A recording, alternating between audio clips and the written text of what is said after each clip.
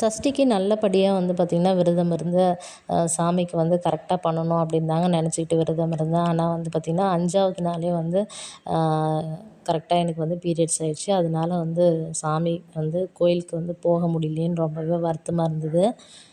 ஃபுல்லா வந்து கம்ப்ளீட் பண்ணலான்னு பார்த்தா மனசுக்கு ரொம்ப கஷ்டமாயிருச்சு. அப்போ தான் வந்து நம்ம சாமிக்கு வந்து விரதம் வந்து கன்டின்யூ பண்ணலாம். ஆனா கோயிலுக்கு தான் போகக்கூடாது அப்படின்னு சொல்லிட்டு மங்கையர்க்கரசி அம்மா சொல்லியிருந்தாங்க. சரி ஓகேன்னு சொல்லிட்டு அன்னைக்கு போக முடியல. மறுநாள் வந்து திருக்கல்யாணம் பண்ணியிருந்தாங்க.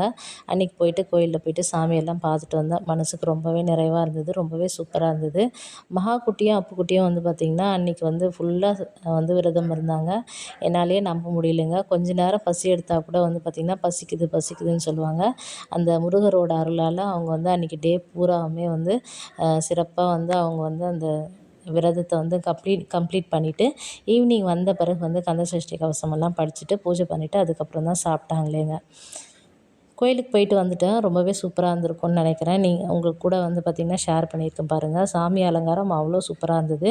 வரப்பவே மஷ்ரூம் வாங்கிட்டு வந்திருந்தேங்க. நைட்டுக்கு வந்து பார்த்திங்கன்னா, மஷ்ரூம் கிரேவி வச்சுட்டு தோசை ஊத்திட்டேன்.